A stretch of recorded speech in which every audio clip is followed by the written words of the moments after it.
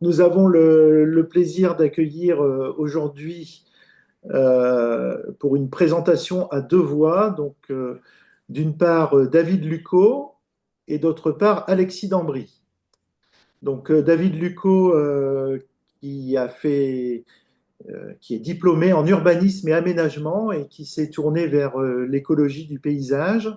Et puis Alexis Dambry, qui est docteur en écologie, qui a effectué sa thèse sous la codirection de notre consoeur Sophie Nadeau, que nous connaissons bien à la Société botanique de France. Et donc tous les deux ont gentiment accepté de présenter les résultats de leurs travaux, un aperçu sur un chapitre, je dirais, d'écologie urbaine, ciblé sur une espèce que l'on connaît bien, qui est la benoîte commune, Geum urbanum. Et donc, vous avez le titre de la présentation à l'écran, donc je ne vous ferai pas l'affront de la lire. Et donc, merci à vous deux d'avoir accepté d'animer ce webinaire. Et sans plus tarder, je vous cède la parole. Merci beaucoup, Monsieur Decoq, pour l'invitation. Euh, je remercie aussi Sophie Nadeau, même si vous l'avez déjà cité, parce que c'est grâce à elle qu'on s'est rencontré avec David dans le master 2 approche écologique et paysagère du territoire, et qu'on a pu commencer nos réflexions. Et ensuite, se sont associés notamment grâce au projet Ex-Origine et à Émilie Stoll, Marine Fauché et Samy Tekaya, qui sont deux philosophes qui se sont aussi intéressés à la question. Donc aujourd'hui, on va vous parler d'un travail qu'on a réalisé avec David qui s'appelle Entre contrôle et spontanéité, quelle place pour la benoîte commune Geum Urbanum dans la nature en ville à Paris? Et on voulait se représenter très rapidement, même si Monsieur Decoq, vous l'avez déjà bien fait. Donc c'était juste pour dire que moi j'ai fait ma thèse CIFRE que j'ai soutenue en septembre avec Monsieur Decoq dans le jury qui parlait donc de génétique des populations de Geum Urbanum. Et donc c'était une thèse CIFRE avec le jardin botanique de la ville de Paris. Donc j'étais encadré à la fois par Sophie Nadeau et Thierry Robert côté du laboratoire Écologie, Société, Évolution et Régis Christner et Christine Barrault du jardin botanique. Et je laisse David se présenter rapidement aussi. Merci beaucoup donc pour l'invitation. Et donc je suis architecte et j'ai soutenu ma thèse en décembre sur la fabrique urbaine à l'épreuve des rythmes du vivant. Et donc merci vraiment de nous permettre de présenter ce travail. Donc le but, on va resituer rapidement un contexte assez général du travail dans lequel on s'est fondé, et puis essayer d'exposer sous la forme de presque un dialogue entre un écologue et un urbaniste ce qui a pu amener cette réflexion, en tout cas nous, de quelle façon on l'a abordée, et présenter quelques éléments philosophiques sur lesquels on n'a pas une maîtrise conceptuelle absolue parce qu'on n'est malheureusement pas philosophe, mais en tout cas la réflexion avec des philosophes devrait nous permettre de nous faire réfléchir tous ensemble, en tout cas on l'espère. Donc ce travail, il se positionne dans le cadre plus général de ce qu'on appelle les limites planétaires. Donc les limites planétaires, ce sont les 9 processus essentiels pour maintenir la stabilité et la résilience du système Terre comme un ensemble. Et le but, c'est de quantifier, de mesurer à quel point les, les niveaux de perturbation anthropogénique peuvent jouer sur ces limites et donc transformer l'équilibre.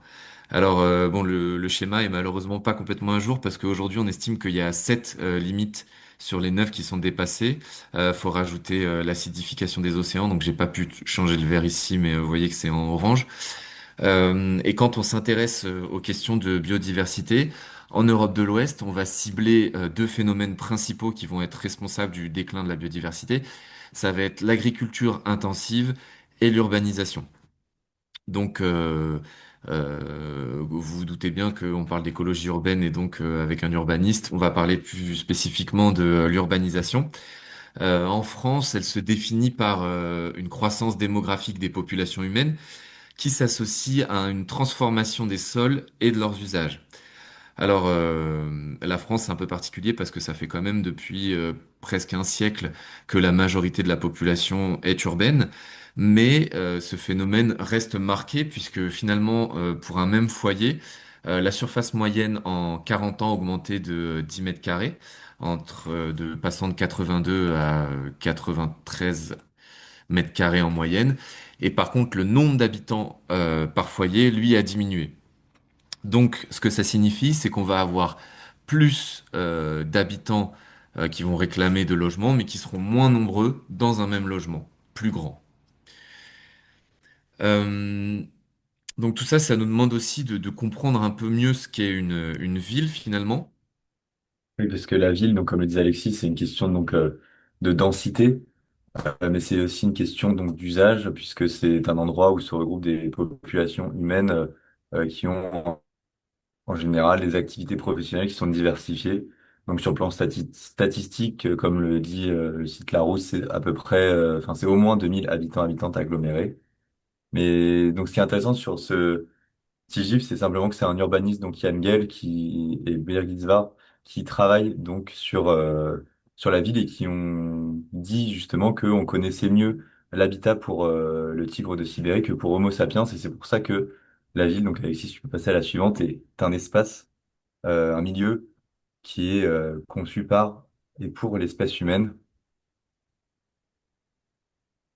Et donc dans l'histoire, l'empilement des strates est souvent lié donc aux usages que font les humains et même de leur territoire. On pourra dire donc que l'objet ville, c'est un socio-système qui est anthroporythmé puisqu'il est lié au rythme des activités et des flux humains. Et donc la formation de ces villes, l'urbanisation, ça a aussi des conséquences qui sont liées à d'autres limites planétaires. Donc par exemple le changement climatique, on parle aujourd'hui beaucoup d'effets d'îlots de chaleur urbains. Les tendances, quand on regarde plus précisément en Île-de-France, montrent que la température moyenne va augmenter, qu'on va avoir de plus en plus de vagues de chaleur de plus en plus intenses et de sécheresse associées, ainsi que de vagues de froid plus intenses et plus froides. La question des précipitations est aussi en jeu et il semblerait que effectivement il y a un impact fort lié à l'urbanisation sur ces questions-là. On observe aussi quand cette fois on s'intéresse aux communautés végétales, donc on est à la Société botanique de France, on va cibler sur les plantes, que ça va assez vite en termes de changement. Et donc, l'Institut Paris Région a listé que depuis 1930, donc en moins d'un siècle, on a la disparition à l'échelle de l'Île-de-France de 96 espèces, qui sont en général typiques de milieux particuliers, de pelouses sèches, de landes rases, de marais et de prairies humides qui ont donc été drainées ou qui ont été perdues avec l'abandon du pâturage. Et en parallèle, on a par contre l'apparition de 78 espèces de plantes qui proviennent principalement du sud de l'Europe, en lien avec le réchauffement climatique, et aussi d'Amérique du Nord, en lien avec des échanges commerciaux. Ce sont des espèces qui, pour le coup, sont moins spécialistes et plus souvent généralistes. On parle alors aussi souvent en lien avec l'urbanisation de nouveaux écosystèmes diversifiés, où on va avoir une nouveauté des assemblages de plantes, et notamment lié à un rôle humain, donc des transports, hein, le commerce par exemple, avec une gestion qui va avoir un impact fort, surtout en ville. Et un exemple que je voulais vous donner, c'est par exemple ce qu'on peut observer au cimetière du Père-Lachaise, qui est considéré comme un espace de biodiversité très important à la ville de Paris. Toutes ces conséquences, et cette urbanisation, elles sont aussi le fruit d'une histoire pour laquelle nous, on aimerait revenir, qui nous paraît un petit importante. On va pas vous faire l'histoire de Paris en détail, bien évidemment, mais le but, c'est de poser quelques jalons qui ne seront pas exhaustifs, mais qui vont permettre d'avancer deux choses. De cerner l'évolution de la place du végétal en ville et du rapport qu'on a avec ce végétal, et de montrer que cette place, finalement, elle est contrainte par, dans le cadre de Paris, par le déplacement des hauts murs fortifiés. Et notamment du fait que ces hauts murs répondent finalement, très basiquement, hein, de conséquences politiques, de liens entre humains et de conflits ou non, etc. Donc, je commence avec l'Antiquité, où on sait que la ville de Lutèce s'était développée sur ce qu'on appelle la rive gauche, qui ici vous est représentée par les petits traits qu'on observe au sud de la ville, avec les rues antiques. Et il y avait à ce moment-là quelques rues, le développement de ce qu'on peut appeler une ville. Et finalement, ensuite, le commerce va s'amenuiser légèrement et la ville va se recentrer sur l'île de la Cité, donc qu'on observe ici au milieu au sein d'une enceinte qu'on appelle l'enceinte antique du IVe siècle.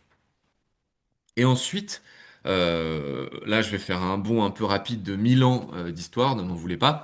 Il se passe plein de choses, mais je vais pas tout décrire ici, absolument pas. Mais j'arrive au Moyen Âge, donc dans une Paris médiévale. Euh, où finalement, on va avoir un premier tournant qui nous va être important, puisque Philippe Auguste va constituer, agrandir une muraille. Et donc au sein de cette muraille, on va avoir une ville très dense, on va avoir quelque chose de très, ce qu'on pourrait appeler urbain, et on va avoir surtout à ce moment-là le pavage des rues. Donc c'est un élément qui nous paraît important puisque ça va sceller d'une certaine façon la place potentielle du végétal dans la ville. C'est aussi le moment où Paris devient la capitale du royaume et on note en 1328, donc un peu avant l'enceinte de Charles V, mais que la ville est probablement l'une des plus denses d'Europe, avec 200 à 250 000 habitants dans cet espace-là. À l'époque, donc au Ah Moyen ouais. Âge, on estime que finalement le végétal correspond plutôt à des besoins du quotidien et va servir de repère familier. Et donc une nouvelle transformation va avoir lieu à une période qu'on appelle l'Ancien Régime, euh, où finalement le végétal va commencer à être planté massivement des arbres. Donc on note par exemple que à la fin du XVIe siècle, Henri IV fait planter entre 15 000 et 20 000 mûriers dans le parc des Tuileries, donc dans des espaces qui restent prêtés pour cela, donc le parc des parcs urbains. Et on va avoir aussi le développement des premières promenades plantées. Donc c'est le cas par exemple de la cour la Reine qu'on peut observer ici, qui est commandée par Marie de Médicis, qui reste au départ des promenades réservées aux élites et qui vont s'ouvrir petit à petit au grand public. On aura aussi les réserves royales de chasse, hein, le bois de Boulogne et de Vincennes. Et en parallèle, on va avoir surtout ce qu'on appelle un rapport absolutiste de domination et de maîtrise du végétal et de la nature. Et ça fait écho aux écrits de Bacon et de Descartes, parce que par exemple, on parle de la modernité philosophique à partir de ces philosophes-là, et on cite souvent le principal but en philosophie est de plier en quelque manière la nature pour approprier ses opérations à l'avantage et à l'utilité du genre humain, donc par Bacon en 1620, ou encore le classique nous rendre comme maîtres et possesseurs de la nature, principalement aussi pour la conservation de la santé, laquelle est sans doute le premier bien et le fondement de tous les autres biens dans cette vie, par Descartes.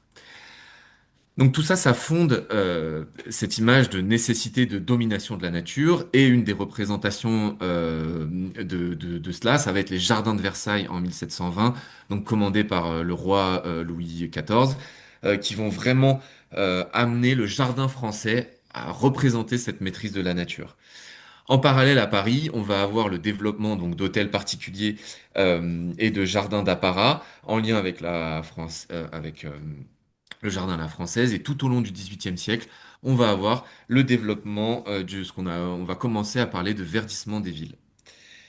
Il faut savoir que donc on arrive ensuite à la Révolution. Donc juste avant, Louis XVI avait établi les nouvelles frontières de la ville avec le mur des fermiers généraux, donc un mur qui permettait une collecte d'un impôt royal. Et ce qui est important de noter, donc, c'est qu'on observe une nouvelle emprise bâtie de la ville où on estime que la nature va être, en tout cas le végétal va être relégué à certaines places. Donc, comme j'ai dit, certains parcs, les Tuileries. Mais il va y avoir la révolution et la révolution va être un moment de politisation des enjeux environnementaux. Donc, des choses vont se questionner, enfin, des rapports au végétal et à ce qui s'est passé auparavant pendant le féodalisme vont se questionner. Et on va avoir notamment le plan des artistes qui va se mettre en place entre 1793 et 1797 par des architectes et des ingénieurs et qui met en place l'implantation esthétique de l'arbre urbain. Donc ça avait commencé un petit peu avant avec les promenades et là on le met vraiment en place. En parallèle, on exproprie les anciens domaines royaux, donc par exemple les Tuileries. En parallèle, donc à la fin du XVIIIe siècle, va se mettre en place l'hygiénisme. Donc l'hygiénisme répond à une demande médicale, donc la question de la théorie des miasmes, l'idée qu'il faut aérer la ville qui serait gangrénée de tout un tas de maladies. Et donc on va avoir au XIXe siècle une nouvelle vision de Paris en lien avec tout d'abord la construction de l'enceinte de Thiers. Donc dès 1841, les plans sont mis en place pour délimiter un espace à protéger. Donc on a l'emprise bâtie centrale avec des communes autour qui sont plutôt agricoles. Mais un décret impérial de 1859, pardon, va étendre l'emprise bâtie, en tout cas l'emprise de Paris jusqu'à l'enceinte de Thiers, et donc intégrer ces communes à la ville de Paris. Donc on a encore une fois un agrandissement avec des nouveaux plans. Donc vous connaissez bien évidemment le plan d'Haussmann et les plans d'Alphand qui vont dessiner les grands parcs, les nouveaux grands parcs de la ville.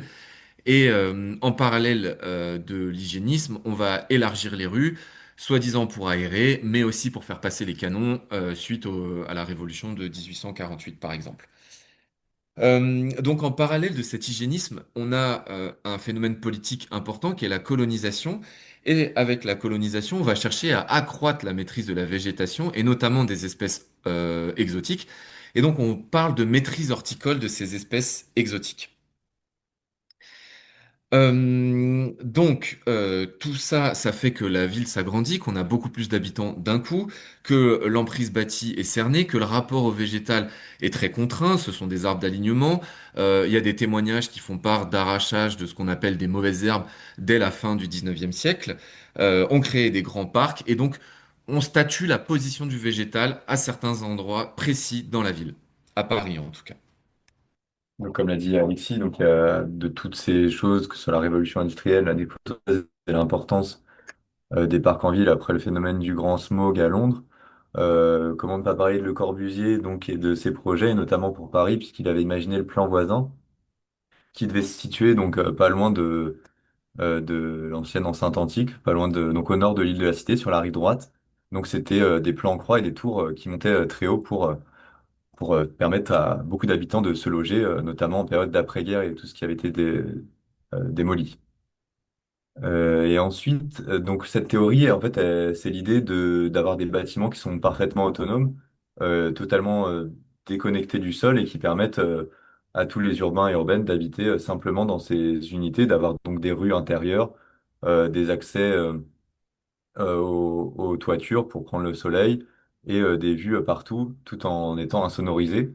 L'idée, c'était que simplement le sol était pour la nature, donc et également pour éventuellement des usages tels que le sport et les loisirs et également pour avoir les routes à distance des habitations.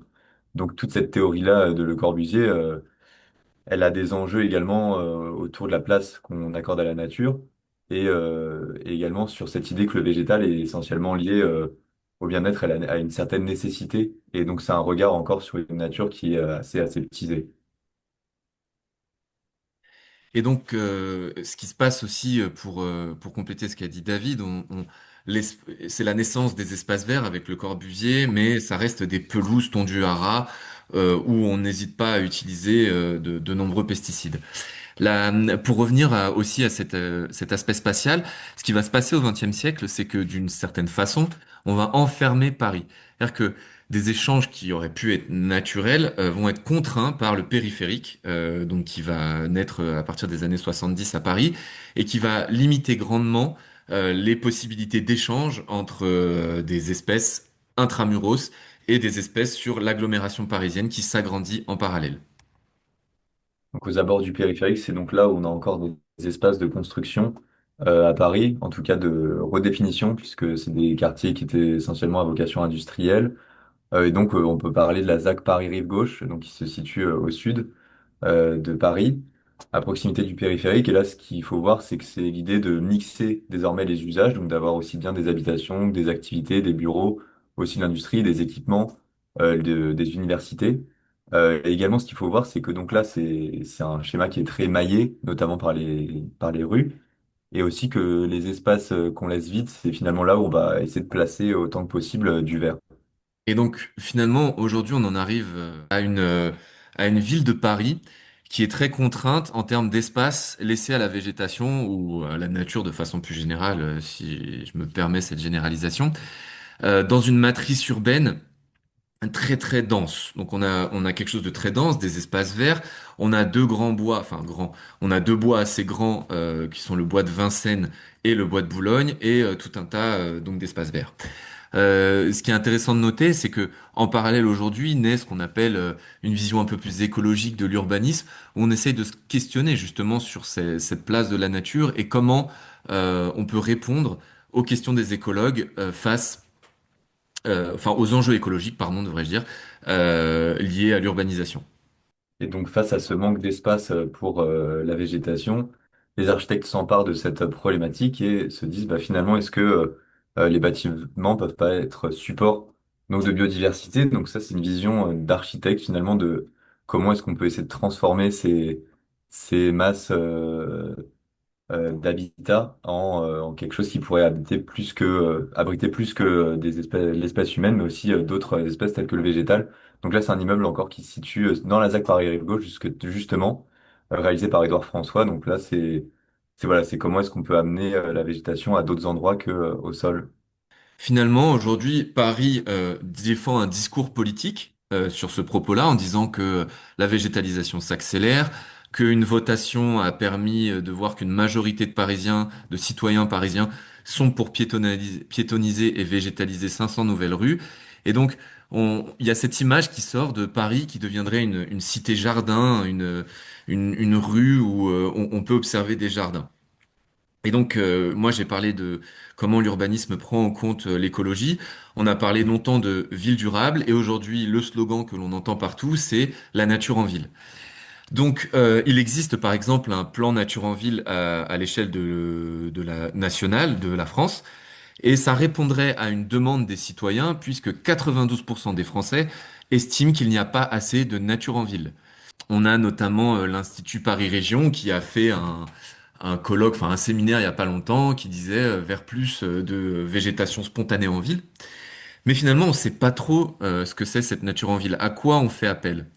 Et donc nous, on a proposé en travaillant donc avec Marine Fauché, qui était philosophe, trois façons d'observer la nature en ville. Donc on s'est inspiré de données sociologiques. Donc il y a des articles qui sont parus qui ont posé la question à des habitants de qu'est-ce que c'est la nature pour vous.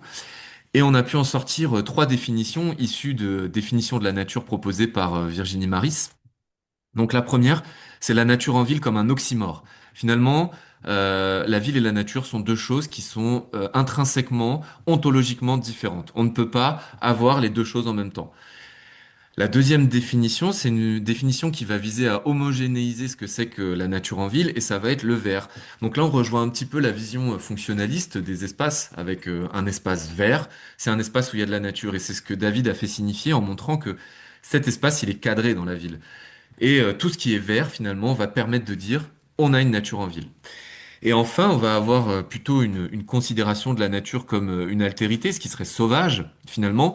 Et donc la nature en ville, c'est tout ce qui ne correspond pas à ce que l'humain cherche à mettre en place en ville, finalement. Ce serait, par exemple, pour citer un bon exemple, les plantes spontanées. Et notamment aujourd'hui, ces plantes spontanées, elles s'intègrent dans des volontés institutionnelles qui reprennent le discours scientifique, donc en reprenant la question par exemple des services écosystémiques. On va dire que les plantes spontanées produisent des ressources pour d'autres espèces, vont s'intégrer dans les réseaux écologiques plus globaux. Elles stockent du carbone, elles sont également un témoignage de l'activité du sol. Et enfin, elles ne nécessitent pas d'eau ni d'énergie humaine pour leur développement, donc ont un avantage. Elles sont présentées par exemple dans le plan biodiversité de Paris de 2025-2030. Et notamment dans ce plan biodiversité, il y a un objectif qui est de favoriser les espèces végétales régionales ordinaires via une action qui est favoriser le laisser-pousser.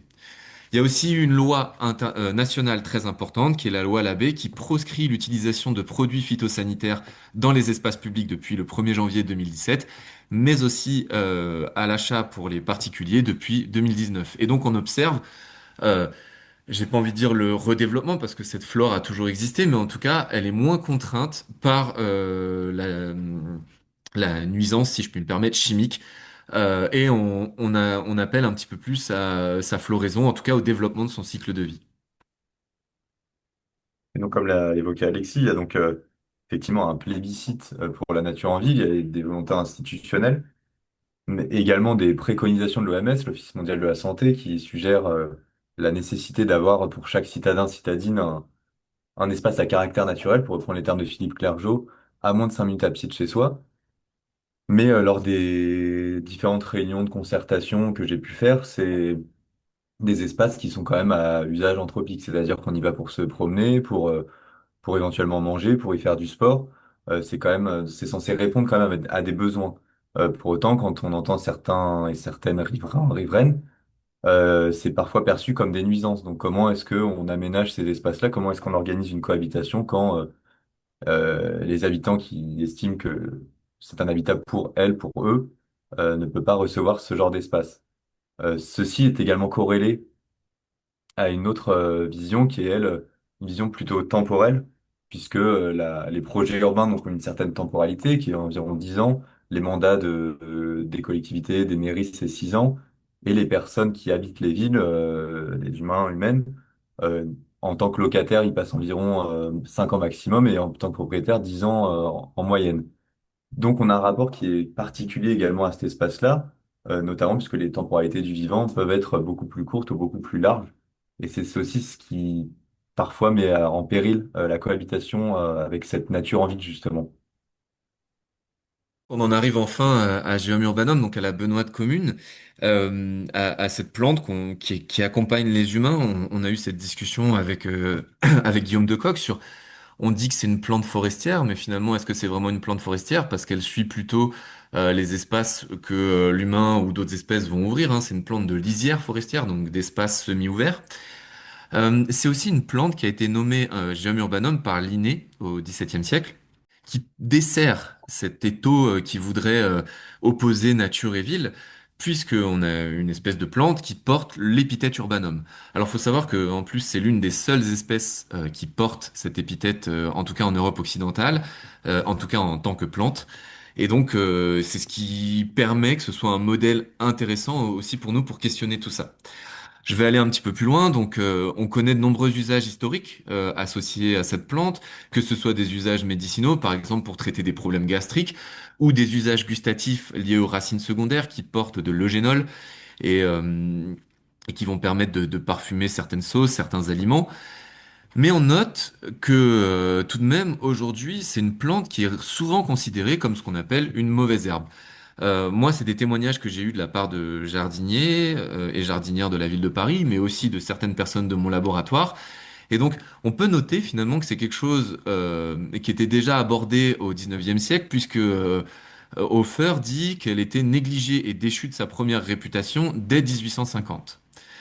Aujourd'hui, on se retrouve donc dans un cadre contemporain qui reprend cette tension, si je puis dire, entre des pratiques jardinières, donc comme vous pouvez le voir ici, où finalement on va tondre la pelouse et le seul espace où la benoîte va pouvoir se développer, c'est autour de l'arbre où elle n'est pas contrainte par le petit grillage vert.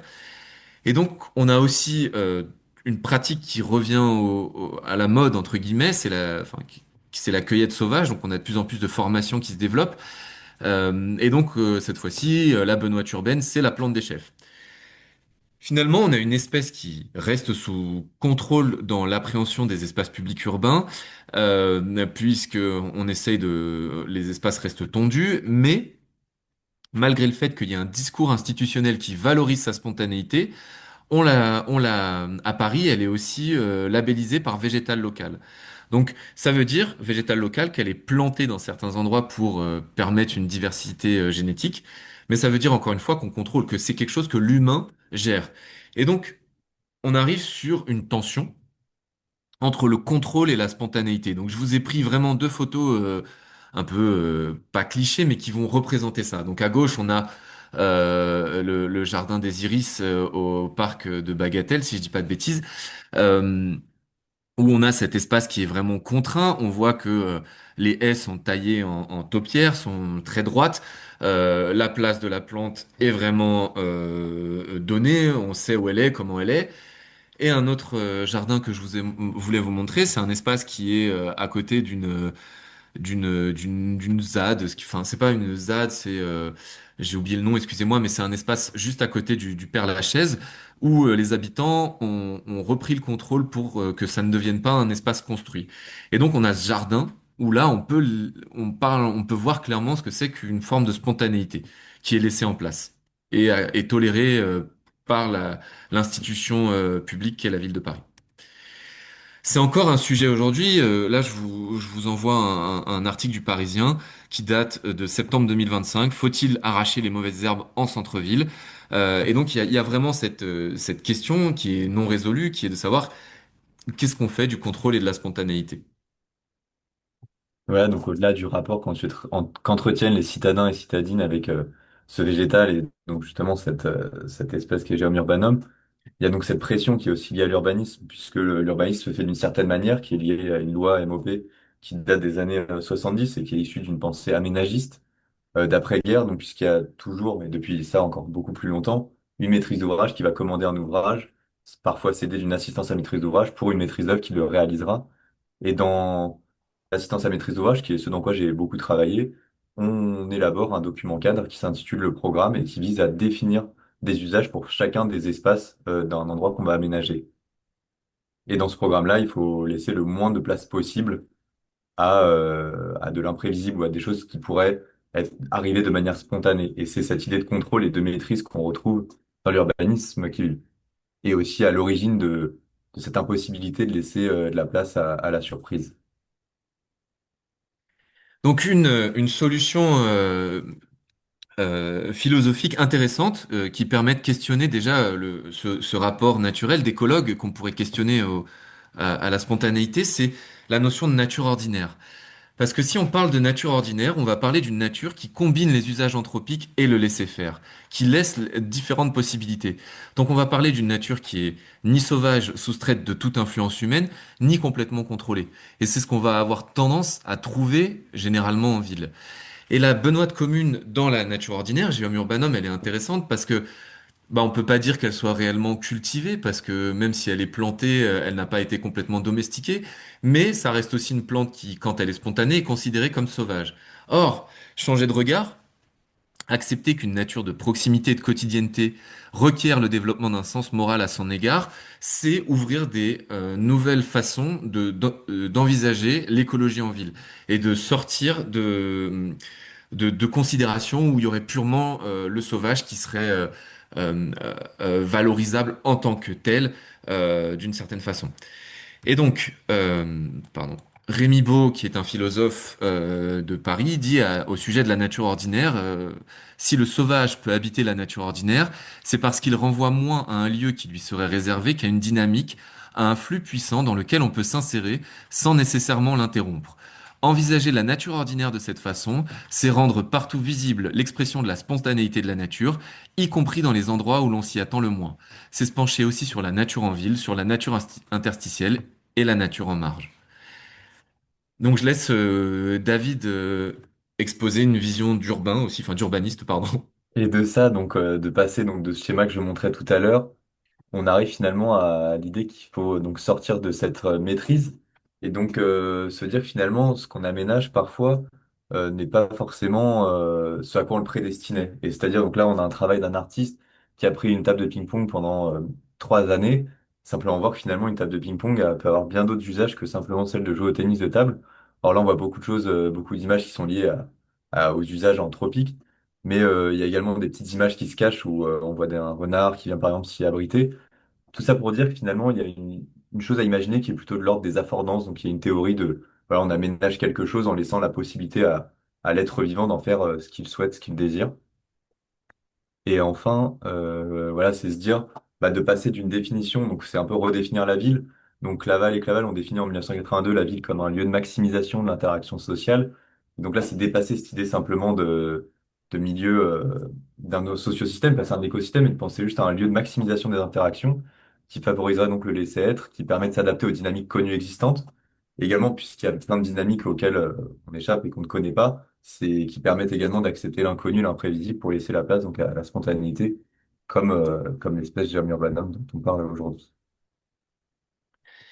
Et finalement, aujourd'hui, on vous a beaucoup parlé des espaces publics, parce que finalement, c'est là où l'aménagement a le plus à faire, en tout cas quand on redéfinit un espace vert, par exemple.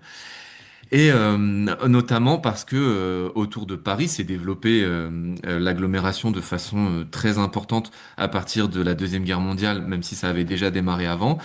Et on parle d'une marée pavillonnaire à partir des années 60 avec le modèle du jardin individuel où on aurait des pelouses impeccables et l'usage massif de pesticides.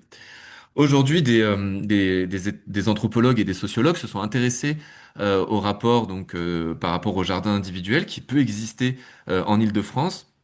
Et via différentes enquêtes de terrain, elles ont montré que finalement, on pouvait tirer trois grandes catégories de gestion des jardins. On va avoir les adeptes du jardin propre, donc un jardin bien tondu, comme on peut le voir en dessous, où les espaces sont clairement délimités, où on sait ce qui se passe. Ce qu'elles ont appelé des anti-jardiniers, donc des personnes qui ne veulent même pas de nature, entre guillemets, chez eux, qui veulent des pelouses synthétiques et des personnes plutôt éco-centrées qui, elles, vont s'intéresser aux dynamiques qui peuvent se produire dans leur jardin et observer, avoir donné le temps à l'observation sur ces considérations-là. Et donc, pour moi, tout ça, c'est intéressant parce que je vais conclure sur le travail que j'ai fait en génétique des populations. Je vais vous faire une synthèse assez rapide qui va vous permettre de comprendre pourquoi nous, on s'intéresse au temps et à l'espace et on travaille avec David sur tout ça. Pour vous présenter l'étalement urbain de la région parisienne, donc là, on a le mode d'occupation des sols de 1949 et celui de 2021. Et on voit que beaucoup de terres agricoles ont été grattées pour créer des zones, ce qu'on appelle en bâti extensif, donc qui vont être des zones résidentielles ou commerciales principalement. Donc moi, ça m'a permis de définir finalement avec l'histoire que qu'on vous a présenté au début de Paris, deux modes d'urbanisation. Le mode de Paris intramuros, qui est un mode où vraiment on a une matrice urbaine très dense, on a peu de place pour les espaces verts, et un autre mode qui est l'étalement francilien, donc où on va avoir beaucoup de zones résidentielles avec des jardins individuels qui vont prendre sur des terres agricoles. Pourquoi en génétique des populations on s'intéresse à ça? Parce que finalement en écologie, ce qui nous intéresse, ça va être la question de la fragmentation des habitats. Donc imaginons un habitat naturel, les différentes couleurs que vous voyez ici vont représenter de la diversité génétique, chaque rond va représenter une population et les flèches représentent des échanges. Donc là, on a un équilibre, on a de la diversité génétique dans chaque population, parce qu'on a de la migration, mais aussi on a un effet qui s'appelle la dérive génétique, qui fait que si une population se retrouve isolée, au cours du temps, elle va perdre de la diversité. Là, si vous observez bien sur cette population, j'ai une couleur violette. Donc si j'urbanise, qu'est-ce qui va se passer dans un premier temps? Je vais perdre une population. En perdant une population, je perds une couleur et je perds donc de la diversité génétique. Mais vous vous doutez bien que quand on perd de l'habitat, on ne perd pas qu'un seul endroit, on en perd plusieurs et on construit des routes et donc on fragmente les habitats. Donc là, ce qui se passe, c'est que mes populations existent toujours, mais elles ne sont plus connectées les unes aux autres. La migration n'est plus possible entre les populations. Et donc, je vous ai parlé de dérive génétique. Vous allez avoir une perte de diversité génétique au sein des populations. Et donc tout ça, ça s'accompagne aussi d'un autre effet qui est qu'on trouve que les populations sont plus différenciées. En effet, si je reviens rapidement avant, là, elles se ressemblent en termes de diversité génétique. Là, j'ai une majorité rouge, une majorité jaune, une majorité bleue, donc elles sont plus différenciées. C'est ce qu'on appelle le modèle de fragmentation urbaine, où l'idée c'est que plus on est dans un espace urbanisé urbain, plus les populations vont être différenciées les unes par rapport aux autres, tout en perdant de la diversité génétique par rapport à des effets, espaces non urbains. Donc nous, on a utilisé la benoîte commune, je reviens sur cette plante, parce qu'on la trouve dans une grande diversité d'habitats en ville. Pour les personnes un peu plus spécialistes, elle est majoritairement autogame, mais elle est aussi capable de reproduction asexuée, et ses graines vont disperser par épizoochorie, comme par exemple sur les poils de chat. On n'a pas de connaissance de sa variabilité génétique en milieu urbain, en tout cas très peu, et donc nous on a fait cette étude à partir de 10 marqueurs microsatellites. Pour vous faire une synthèse très rapide des résultats, je vais vous présenter d'abord l'échantillonnage. Donc ça a été 1200 individus pour 60 populations.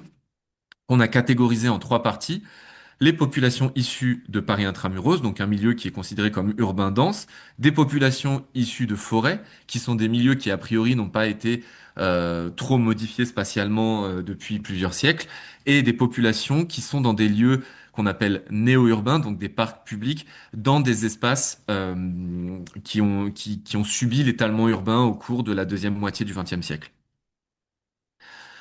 Ce qu'on observe, c'est que on a une diversité génétique qui est plus faible dans les populations de Paris intramuros par rapport aux populations que j'ai appelées néo-urbaines et les populations forestières. On a aussi une différenciation génétique des populations qui est beaucoup plus marquée dans les populations de Paris intramuros comparée aux autres populations. Donc là, on peut clairement parler de fragmentation urbaine des populations dans Paris intramuros, liée en partie à cette configuration spatiale. Est-ce que je peux parler de facilitation urbaine, donc d'un effet inverse dans les milieux néo-urbains, donc qui serait équivalent à la forêt? Je reste précautionneux parce que je vous présente vraiment une synthèse rapide des résultats et que ça, il faut les nuancer, et aussi parce qu'il y a un effet du temps qu'on ne peut pas évaluer. Par contre, une des hypothèses que je vais porter, c'est que les animaux domestiques, donc les chats par exemple, dans les milieux néo-urbains, vont permettre la dispersion des graines et donc des échanges génétiques entre les différentes populations. D'où l'importance de ce que on a mentionné juste avant. Et quand on regarde par exemple plus précisément à Paris, ce qu'on observe, c'est qu'on a des forts effets de dérive et de goulot d'étranglement démographique, donc de perte rapide d'individus liés à la gestion humaine. Tout ça, ça nous amène à une réorientation du mode de reproduction, donc on va avoir plus de reproduction asexuée dans les populations parisiennes, mais des flux de gènes qui vont être potentiellement maintenus par les humains. Pourquoi j'ai moins de diversité? Parce que le remodelage fréquent des espaces verts, donc là où j'ai collecté mes individus, vont mener à une perte démographique, donc qui va mener à une perte de diversité et une recolonisation par un nombre d'individus moins élevé et donc avec moins de diversité génétique au départ. Donc tout ça, ça rejoint tout ce qu'on se disait avec David sur comment on considère la nature en ville, la benoîte commune, qu'est-ce que c'est que toutes ces questions-là, et qu'en fait on a un double rapport à questionner qui est le temps et l'espace. Parce que la gestion, c'est un rapport de temps finalement. Quand on modifie des espaces verts, on laisse pas le temps à d'autres dynamiques. Et quand on fait des espaces très contraints, on ne laisse pas la place aussi aux populations pour se développer. Et donc c'est là où on se rejoint avec David sur comment avoir une nouvelle vision de l'urbanisme écologique, si je puis dire. Voilà, je vous remercie de votre attention et j'espère que c'était pas trop long pour tout le monde. Merci beaucoup de votre écoute. C'était parfait. Merci beaucoup, Alexis. Merci, David. Je Merci. vous propose de passer à quelques questions. Alors, dans le chat, il y a une première question sur le choix de l'espèce étudiée. Est-ce que, avant de choisir Geum urbanum, vous aviez envisagé d'autres espèces d'intérêt? Autrement dit, aviez-vous une préliste d'autres espèces qui seraient pertinentes pour l'objet de la recherche? Alors, le projet de recherche avait été établi en premier lieu par Sophie Nadeau. Et donc, il y avait d'autres espèces. Il y avait par exemple la brunelle commune. Il me semble aussi que, il y avait une renoncule, donc le bouton d'or. Mais en fait, en faisant du terrain, on s'est rendu compte que pour faire des études de génétique des populations, on a besoin d'avoir un certain nombre d'individus pour pouvoir faire des statistiques dessus derrière, et que la benoîte commune se prêtait vraiment mieux à cet exercice-là. Ensuite, qu'est-ce que la nature ordinaire? Alors, pour des botanistes, c'est un terme vraiment étrange, tout comme son opposé, la nature extraordinaire. Alors, c'est la définition qu'on a essayé de donner en fait, parce que quand on a, alors je vais marcher sur des œufs parce que c'est vraiment pas mon domaine de maîtrise absolue, mais quand on fait des définitions de la nature, euh, souvent c'est un peu flou. Donc c'est ce qu'on a voulu montrer. Et donc on a montré que il pouvait y avoir, à partir des données sociologiques, trois façons de voir la nature en ville. Quelque chose de sauvage, donc qui est extérieur à l'influence humaine. Quelque chose d'homogène, une nature, l'espace vert, quoi, tout ce qui est vert finalement.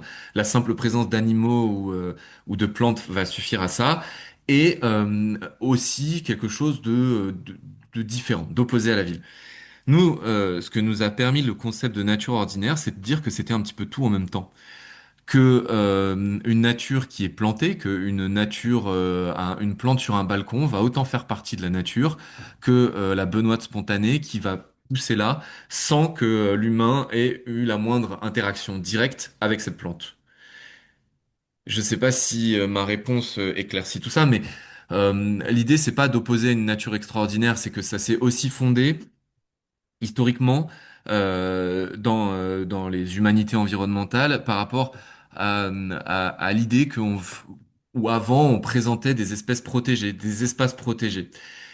Et on cloisonnait en fait ce qui serait la bonne nature à protéger, hein. C'est une vision très nord-américaine par exemple, les grands espaces sauvages, Yosemite, enfin pour Yellowstone, tous ces grands parcs où il y aurait une nature originelle, ce qui est une vision qui est fausse parce que les Amérindiens modifiaient déjà depuis très longtemps ce qui s'y passait, mais où on va la mettre dans des parcs et on va pas y toucher. Et donc là, l'idée, je crois, hein, j'espère ne pas dire de bêtises, on a commencé à parler de biodiversité ordinaire il y a 15-20 ans, Ouais. euh, pour intégrer l'intérêt à d'autres espèces, pas simplement à celles qui sont protégées, aux populations rares, mais d'intégrer tous les phénomènes écologiques dans ces questions-là. Et donc la nature ordinaire, c'est ce concept-là, c'est des flux où les humains interviennent aussi. On ne sort pas l'humain de la nature. Voilà, j'espère que je suis pas parti dans tous les sens. Je suis désolé, c'est pas quelque chose que je maîtrise très bien, mais je trouve que c'est une idée formidable. Je crois que c'est très clair, merci. Euh, alors, faire revenir la nature en ville serait donc lui redonner ou lui donner des espaces et de la connectivité stable. Quelles sont les grandes pistes explorées pour cela? Euh, David, est-ce que toi tu veux commencer, Ouais. puis moi je complète? Bah, j'allais dire déjà, enfin, je pense que c'est pas l'idée de faire revenir la nature en ville, c'est plutôt déjà de reconnaître que elle est déjà présente. Simplement de se dire que, alors je pense qu'il y a des choses quand on aménage par exemple un espace à caractère naturel, c'est d'essayer de laisser plus d'espace, disons sans usage, parce que souvent si on programme quelque chose, c'est un parc, c'est un espace donc, dont on définit à quoi il va servir pour l'espèce humaine. Donc je dirais qu'en tout cas c'est plus laisser des espaces qu'on ne définit pas forcément. Donc là on peut parler très rapidement de libre évolution ou d'espaces qu'on laisse un peu en friche, mais c'est plutôt en tout cas de laisser la place à l'observation.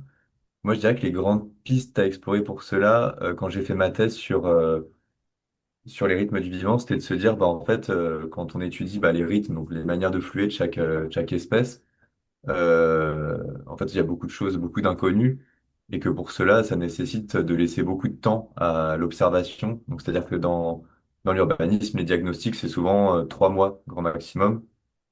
Donc, en 3 mois, c'est assez court pour se dire qu'on connaît toutes les dynamiques d'un espace, d'un lieu. Donc c'est de laisser plus de temps avant d'aménager, laisser des espaces justement qu'on laisse encore indéfinis avant d'aménager quoi que ce soit et de se dire en tout cas quand on aménage quelque chose de limiter l'impact sur les espaces environnants et sur les espèces dont on a déjà connaissance. Alexis, si tu veux. Ouais, je vais compléter rapidement, moi plutôt sur l'aspect institutionnel et Paris, vu que j'étais en cifre avec la ville de Paris. Il y a tout un programme hein, au niveau de la ville. Donc la ville, elle a les moyens d'agir sur les espaces publics, pas sur les espaces privés. Euh, En tout cas, pas directement. Et donc, je vous invite à aller regarder, par exemple, le plan biodiversité, qui va lister tout un tas de mesures qui vont être mises en place. Et quand on parle de connectivité, la ville travaille beaucoup sur la trame verte et bleue, donc elle a appelé les chemins de la nature. Et donc, l'idée, c'est de modéliser ces espaces, en fait, finalement, où on va avoir ce qu'on appelle des réservoirs de biodiversité. Donc, à Paris, c'est les cimetières, les parcs, les jardins, qui font au moins 1 hectare et comment on les connecte et comment on laisse la possibilité de dispersion entre ces différents espaces. Et moi, j'insiste sur une chose que a dit David, où je suis complètement d'accord avec lui. On ne fait pas revenir la nature en ville. C'est juste que on change notre façon d'habiter la ville. En tout cas, on réfléchit à cette façon d'habiter la ville et comment on partage cet habitat avec d'autres vivants et quelles possibilités on met en place pour tous ces habitats. Et la nature ordinaire permet de penser ça. Le concept, en tout cas, permet de penser ça. Euh, voilà, j'espère que je vais pas aller dans tous les détails, mais il y a plein de documents institutionnels si ça vous intéresse sur ces questions-là. Alors justement, avez-vous des recommandations de lecture autour du concept de nature en ville? Oui. Je sais pas si David t'en as qui te viennent, moi je vais commencer. Il y a Vas-y, je t'en un, prie. il y a un livre qui m'a passionné, qui est de Marion Ernwine. Je vais l'écrire dans le chat et qui est en accès libre en plus de 2019, qui s'appelle, je crois, les politiques de la ville, les, non, les natures de la ville néolibérale, je crois, j'ai un doute, qui est un livre issu de sa thèse et qui traite de justement de cette question de la nature en ville, de qu'est-ce que ça représente, qu'est-ce qu'on essaye d'en dire. Il y a, si vous voulez aller plus loin aussi, l'article qu'on a coécrit avec David et Marine, qui est en accès libre aussi sur Internet. Euh, Ensuite, vous pouvez voir certains documents institutionnels. Et récemment, il y a un livre de Nathalie Machon. Ouais. Alors, j'ai plus le titre exact, mais je crois que ça s'appelle Écologie urbaine, où elle a coordonné beaucoup d'auteurs et autrices, notamment scientifiques, euh, pour montrer les différentes avancées scientifiques sur ces questions-là aujourd'hui. Mais voilà, j'insiste sur le fait que ce qui est important pour nous, c'est d'avoir des regards croisés entre différentes disciplines, entre différents acteurs du territoire, parce que ça permet de faire évoluer finalement toute notre façon aussi d'appréhender la science qu'on fait sur ces sujets-là. Alors, comment les élus supportent-ils la notion de non-gestion ou d'évolution libre? Y a-t-il des avancées de ce côté? Euh, Euh, je t'en prie, Alexis, si tu veux continuer. ouais, c'est peut-être mieux toi, David, parce que moi j'ai des anecdotes, mais elles sont Oui, un peu bah, caricaturales, quoi. c'est rapidement aussi de l'ordre de l'anecdote, mais je pense que la non-gestion ou la libre évolution, c'est quelque chose qui effraie. Il y a beaucoup d'écrits, notamment sur la peur de la nature, mais je pense que dans les politiques, quand on aménage un espace, il y a quand même un enjeu d'élection, de vision de la population de ce qui va être aménagé. Et donc, sur ça, il y a encore beaucoup de travail. Après, ça dépend énormément des maîtrises d'ouvrage, enfin, et des élus, parce que, enfin, il y a quand même des bords politiques qui sont plus ouverts, à cette idée et qui sont plus alertes, plus éduqués sur ces sujets-là. Après, on voit quand même que de tous bords, il y a quand même la prise de conscience que c'est important d'aménager ces espaces à caractère naturel. En revanche, ouais, la non-gestion et la libre évolution, il y a toujours une inquiétude sur le fait qu'il y a finalement une part d'informel, de choses qu'on ne maîtrise pas et qui inquiète sur ce qui pourrait se passer, notamment avec la présence de nuisibles, comme ils sont appelés, que ce soit la présence de rats si on met des espaces comme ça, je sais pas dire de mauvaises odeurs également. Enfin, c'est beaucoup lié à des nuisances. Donc, il y a souvent toute une sensibilisation et c'est un travail assez long de préparer à ce genre d'aménagement. Et si je peux me permettre juste de compléter sur ce que dit David, c'est vrai que aujourd'hui on se rend compte que il y a de l'ouverture sur la libre évolution par rapport aux plantes, en tout cas, que c'est un sujet qui est moins difficile à aborder que les rats, par exemple. Euh, oui, super, la flore des friches urbaines, vraiment super. Euh, Notamment à la ville de Paris, il y a un gros projet hein, sur les rats. Il y a plusieurs thèses et qui notamment montre récemment que le film Ratatouille a grandement amélioré l'image des rats. Donc il y a aussi ces peurs, hein, parfois irrationnelles ou non, qui évoquent des choses euh, et qui sont passionnantes à explorer. Et la question des élus, si vous voulez, je pense que moi, je vais vous donner une anecdote qu'un jardinier m'a racontée. Il travaille dans le 7e arrondissement aux Invalides, donc je vous laisse deviner qui était l'élu de cet arrondissement. Des gens qui habitent là ont vu une branche dépasser, ont appelé l'élu, qui a appelé le jardinier en lui disant tout de suite, il faut tailler l'arbre, ça va pas, qu'est-ce que c'est que ce travail? Enfin, vous voyez, c'est un peu l'enjeu, quoi. Moi, en tout cas, la façon dont je perçois les choses, c'est que dans les espaces publics, il y a un enjeu aussi avec les jardiniers, parce que c'est eux qui sont le réceptacle euh, des volontés des élus, des volontés des citoyens et qui parfois se retrouvent avec plein d'injonctions contradictoires. Et c'est pour ça que je trouve que le livre de Marion Ernwein est très éclairant à ce sujet. Oui, du coup, je me permets de rebondir parce qu'effectivement, c'est quand même un des grands enjeux des élections. Enfin, Mm. il y a un sujet là-dessus, par exemple, dans la ville de Bordeaux, où il y a une personne qui se présente qui montre toute la, comment dire, la négligence qu'il y a autour des espèces qui poussent spontanément, par exemple, sur les trottoirs, au pied des murs. Donc, je pense que il y a tout un travail qui va être amené là-dessus dans les années à venir. Effectivement, il y a du travail. Bien, bah écoutez, il est 14 heures, donc on a tenu le temps. Merci de vous être prêté au jeu des questions-réponses. Et puis, encore un grand merci au nom de la Société botanique de France pour avoir accepté d'animer ce webinaire sur un sujet transversal et tout à fait passionnant. Merci à toutes et à tous pour votre participation à ce webinaire.